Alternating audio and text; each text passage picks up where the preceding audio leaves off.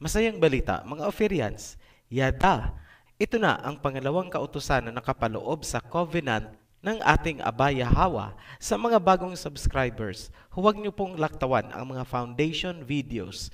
Siguraduhin niyo lang din na napanood ang 3 videos na sinundan nitong kasalukuyan. Sa pagpapatuloy ng commandment series, basahin natin ang Psalms chapter 16 verse 4. Those who run after other Elohim will suffer more and more.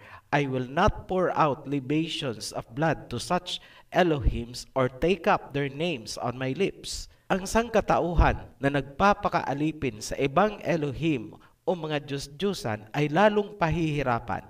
Layon ng video na ito na pukawin ang mga Ophirians at tumalikod sa paniniwalang ipinasok sa atin ng mga dayuhan. Yan ang ugat ng ating kahirapan. Sinabi ni Paul sa mga Hintil, before you Gentiles knew Elohim, you were slaves to so-called Elohims or gods that do not even exist. Galatians chapter 4 verse 8. Kayo'y mga alipin ng Diyos-Diyosan noong hindi nyo pa nakikilala ang tunay na Elohim. They have mouths but cannot speak and eyes but cannot see. Psalm 135 verse 16. May bibig pero hindi makapagsalita. May mata pero hindi makakita. Rebulto. Sa pagpapatuloy ng commandment series, tatalakayin natin ngayon ang second commandment. Matatagpuan sa Exodus chapter 20 verse 4 hanggang 6. Thou shalt not make unto thee any graven image or any likeness of anything that is in heaven above, or that is in the earth beneath, or that is in the water under the earth. Huwag kang gagawa para sa iyo ng anumang imahe na inanyuang gaya ng anumang nasa kalangitan, nasa lupa o katubigan. Thou shalt not bow down thyself to them, nor serve them. For I, Yahweh thy Elohim, am a jealous Elohim, visiting the iniquity of the fathers upon the children, unto the 3rd and 4th generation of them that hate me. Huwag mong iyuyukod ang sarili mo o maninilbihan sa kanila, dahil ako si Yahweh ay mapanibughong Elohim.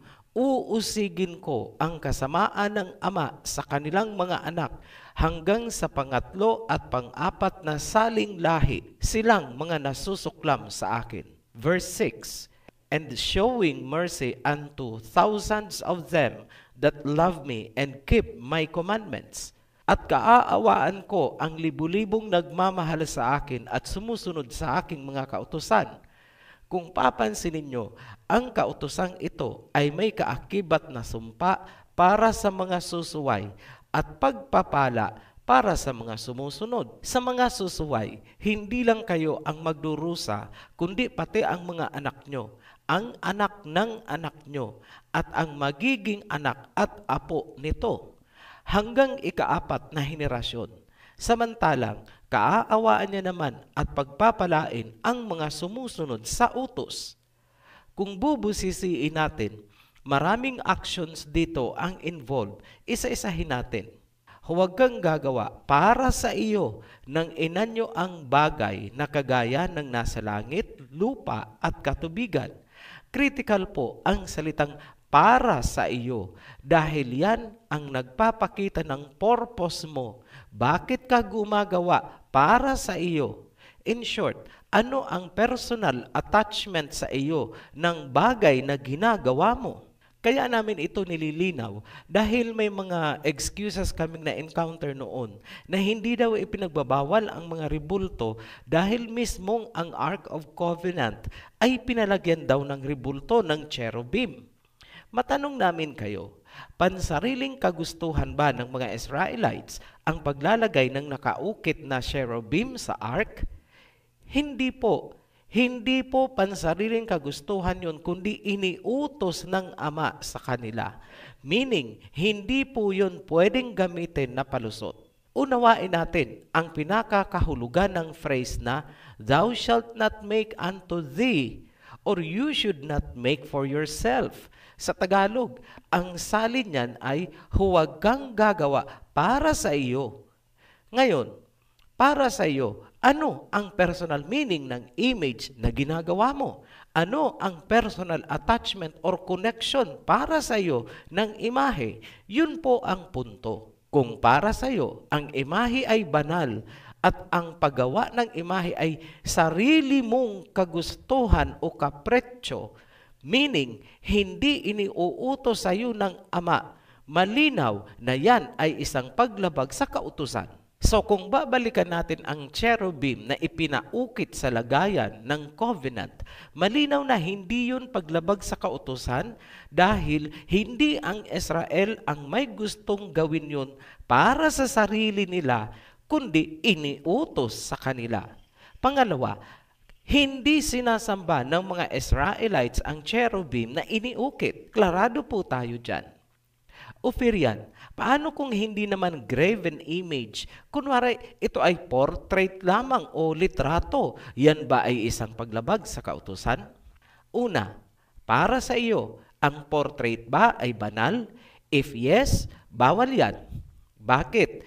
Kasi unang-una, ang paggawa ng portrait ay hindi iniutos sa iyo. Pangalawa, ang portrait ay naging banal para sa iyo that qualifies for idolatry. Kahit ang simpleng larawan ay pwedeng maging violation kung para sa iyo ang larawan na yan ay banal per se. Ngunit kung ang larawan ay ginagamit bilang visual aid lamang gaya ng sa mga bata, at ipinauunawa mo na yan ay para lamang maunawaan ang kwento, hindi yan maituturing na paglabag. Bakit? Hindi mo naman kasi itinuring na banal ang larawan mismo.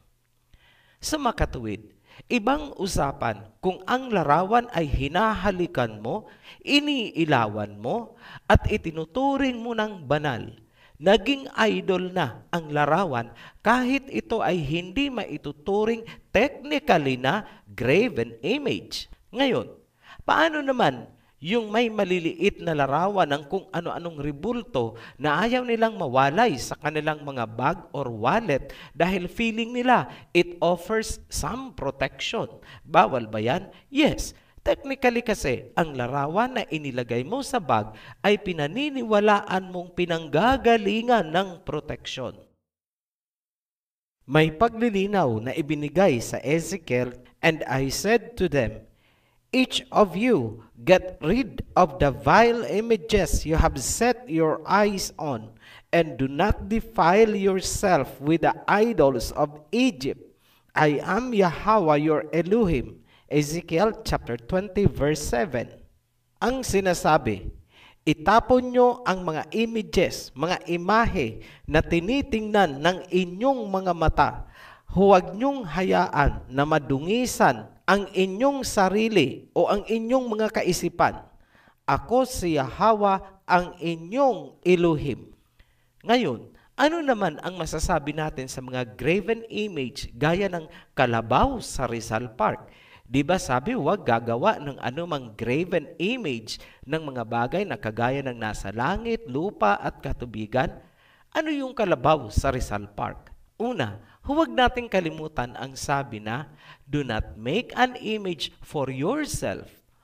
Huwag kang gagawa ng image para sa iyo. Ngayon, para sa iyo, ano ba ang image ng kalabaw sa Rizal Park? Nothing but a decoration. Hindi mo sinisilbihan, hindi mo dinadasalan, hindi mo rin itinuturing na banal. Meaning, hindi yan paglabag sa kautusan. Ngayon, ang rebulto ni Rizal, ito ba ay paglabag? Apply ulit natin ang principle. Huwag kang gagawa para sa iyo ng anumang bagay. Ngayon, para sa iyo, ano ba ang rebulto ni Rizal? Ito ba ay itinuturing mong banal? Hindi. Meaning, yan ay hindi paglabag. Ang rebulto ni Mary sa EDSA, ginawa ba para ituring na banal? Yes. Niluluhuran? Yes. Violation? Yes. Yan ay isang paglabag sa kautusan. Hindi na po natin iisa-isahin pa dahil aabutin tayo ng magdamag. Same principle lang po. Lahat ng rebulto at mga larawan na itinuturing na banal at iniuugnay sa pagsamba, lahat yan ay idolatry na minana natin sa doktrinang Greek at Roman. Yan ang legacy nila sa mga Pilipino. Ultimong pangalan ng may likha at ng Misaya ay tinabunan nila ng mga pangalang hango sa mga Diyos-Diyosan. Ngayon, pag-usapan natin ang covert or occult idolatry. Ito yung mga hindi gaanong halata dahil pailalim ang idol worship. Kung sa akala nyo, ang idolatry ay ang mga rebulto lamang na nakikita nyo sa malaking simbahan, nagkakamali kayo. Maraming doctrine na nakasentro sa idolatry, ngunit hindi nyo napapansin.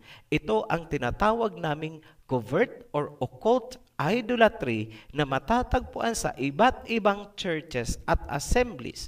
Unahin ko itong isang grupo sa Pilipinas na ang tawag sa ama ay Yahweh at ang anak ay Yahshua, Sabbath keeper din, may Passover din sila, etc. etc. Alam ninyong kayo ang tinutumbo ko. Gusto ko lang ipaalam sa inyo ang totoong kayo at saan kayo affiliated. It only takes a little leavening to contaminate the whole dough. Buklatin nyo ang inyong hymn book. Unang kanta nyo, Veneration of the Sun, Adore the Sun, Sun Worship, Idolatry. Ito ang nilalaman ng kanta nyo. There is sunshine in my soul today, more glorious and bright. More glorious and bright daw ang sun. Well, hindi nakakapagtaka dahil ang nagtayo sa inyo ay isang Japhetite. Hindi kayo naihugpong sa tunay na Israel ni Jacob bilang grafted olive tree, kung kaya nagtayo na lang kayo ng sarili nyong Jacob's Israel sa Amerika at itinuturing nyo siya bilang isa sa two witnesses ng Revelation. Bravo! Ito ang masasabi ko sa inyo. Suyurin nyo ang doktrina nyo, pati yang pangalan sinasamba nyo, you will end up in ancient Babylon. Matthew chapter 16. Binalaan ng Misaya ang mga disciples sa verse 6. Take heed and beware of the leaven of the Pharisees and of the Sadducees. Then understood they how that he bade them not beware of the leaven of bread, but of the doctrine of the Pharisees and of the Sadducees. Mag-ingat kayo sa libadura ng Pharisees at Sadducees. At naunawaan nila na hindi sila binabalaan tungkol sa libadura ng tinapay, kundi sa mga doktrina ng mga Pharisees at Sadducees. Isa pang admonition, para naman ito sa isang grupo na itinayo ni Jezebel, isang matalinong babae na maraming visions. Doon galing ang pinaka-foundation ng doctrines nitong sekta. Ayaw daw nila ng idolatry. mga ribulto at graven images. Pero sinasamba nila at inaawitan ang krus. Ang ganda po ng tono ng kanilang kanta. Talaga po namang makabagbag damdamin. Pero isang panlilin lang.